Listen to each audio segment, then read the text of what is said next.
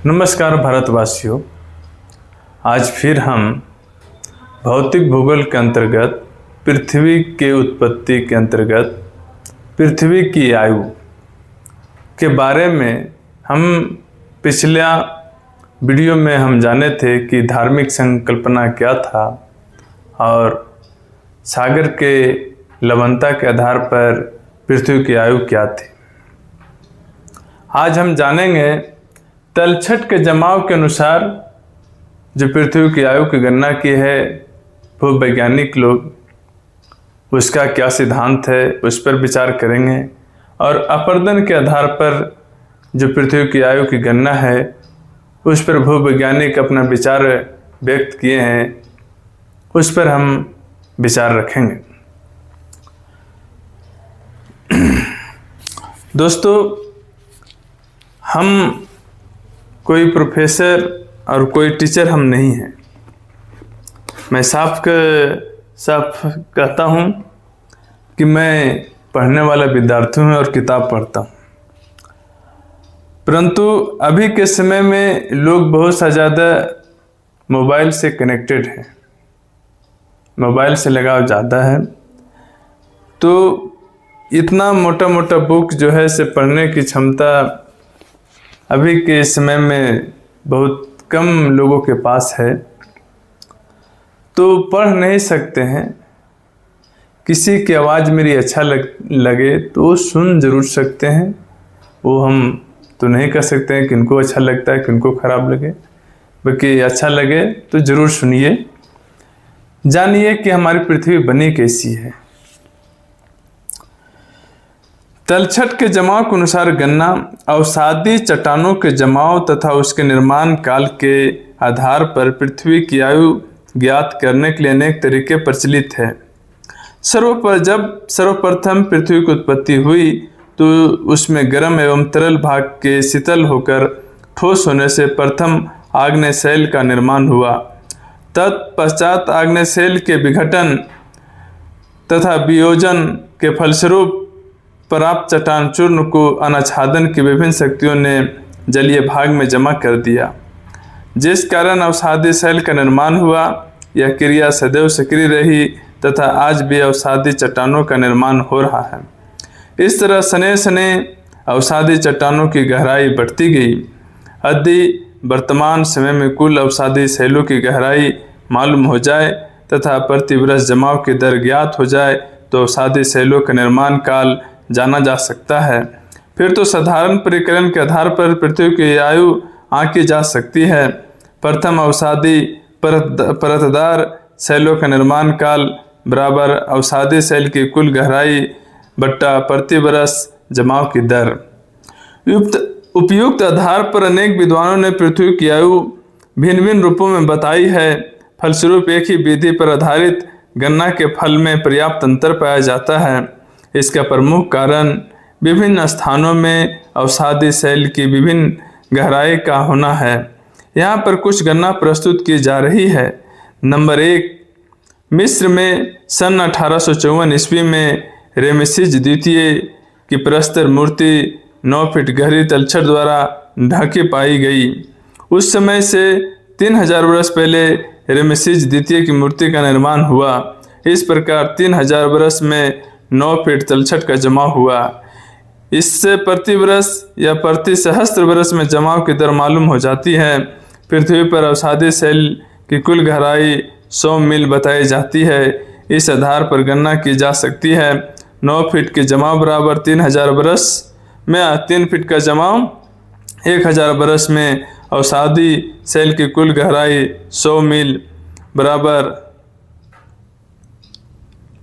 5,28,000 feet कुल गहराई feet में। 3 फीट के जमाव बराबर 100 वर्ष 1000 वर्ष में तो 5,28,000 बराबर 17 करोड़ 60 लाख वर्ष में। इस प्रकार प्रथम अवसादी शैल की निर्माण अवधि 17 करोड़ 60 लाख वर्ष 176 मिलियन वर्ष निर्धारित होती है। परंतु पृथ्वी के निर्माण के काफ़ी समय बाद अवसादी शैल का निर्माण हुआ माना जाता है। यदि पृथ्वी की आयु अवसादी सेल की आयु की 3 गुनी मान ली जाए तो पृथ्वी की आयु लगभग 50 करोड़ वर्ष 500 मिलियन वर्ष निर्धारित की जा सकती है, परंतु यह आयु के अत्यंत कम मालूम होती है तथा इसे स्वीकार नहीं किया जा सकता। दूसरा संकल्पना है, इसमें संयुक्त राज्य अमेरिका की कोलोराडो तथा वायोमिंग की घाटियों में तलछट के जमाव के आधार पर पृथ्वी की आयु की गणना की जा सकती है।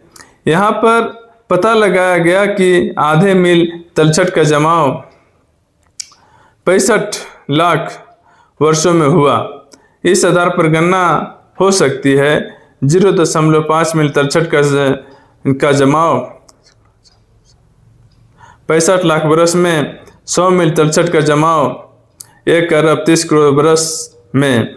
इस तरह प्रथम अवसादी सेल का निर्माण काल 130 करोड़ वर्ष निर्धारित होता है, परंतु पृथ्वी का निर्माण इससे पूर्व हुआ होगा। यदि पृथ्वी की आयु अवसादी सेल की आयु की 2 गुनी मान ली जाए तो पृथ्वी की आयु 260 करोड़ वर्ष बताई जा सकती है। यह गणना कुछ सीमा तक रेडियो एक्टिव खनिज विधि द्वारा परिकलित पृथ्वी की आयु 200 करोड़ वर्ष से मेल खाती है।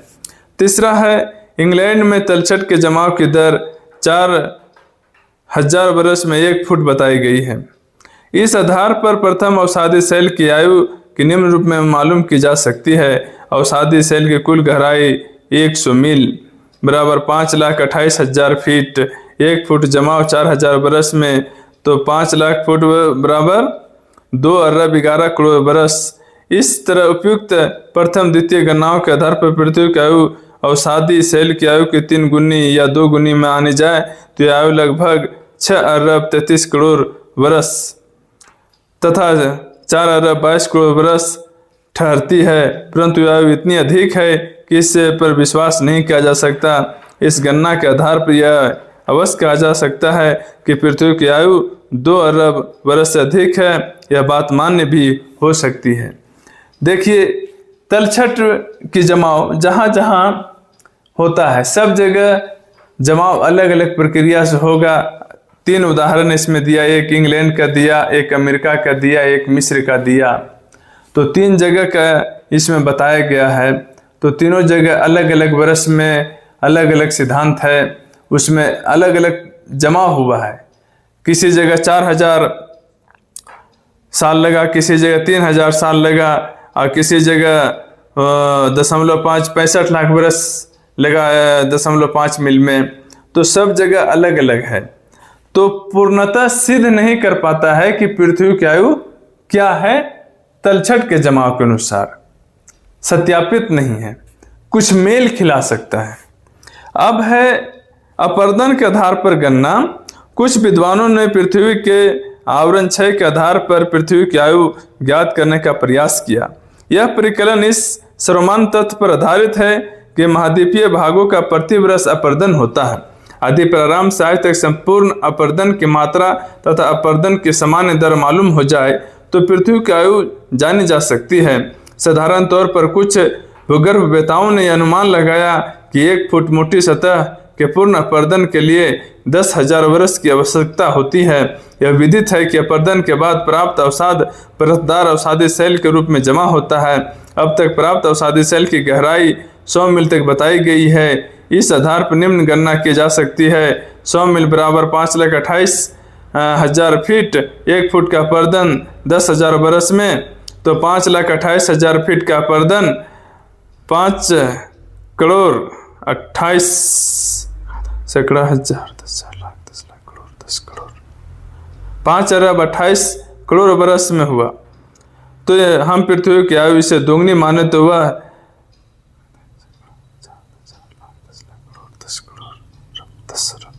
10 अरब 56 करोड़ वर्ष निर्धारित होती है, परंतु यह मत नितांत भ्रामक है। पृथ्वी की आयु इतनी अधिक कदापि नहीं हो सकती। रेडियो एक्टिव खनिज विधि के आधार पर पृथ्वी की आयु केवल 2 अरब वर्ष बताई जाती है। एक स्थान से दूसरे स्थान पर आवरण क्षय में इतना अंतर पाया जाता है कि आवरण क्षय की समान दर का पता लगाना कठिन कार्य हो जाता है। साथ ही साथ प्रत्येक वर्ष अपर्दन समान तो नहीं होता। यहाँ तक कि एक मौसम से दूसरे मौसम में अपर्दन में पर्याप्त अंतर पाया जाता है। यह आवश्यक नहीं कि 5280 मिलियन वर्ष में अपरदन के कारण अवसादी सेलों का जमाव हुआ होगा। प्रत्येक जगह पर जमाव भी समान नहीं होता है। इन आपत्तियों का ध्यान रखते हुए मत वर्तमान समय में सर्वथा अमान्य है। जैसे बरसात के समय में यदि नदी में बाढ़ आए, यदि नदी में बाढ़ आए तो अपरदन ज़्यादा होता है, और यही समय गर्मियों में हो तो पानी कम हो जाए तो उस समय अपरदन कम होता है।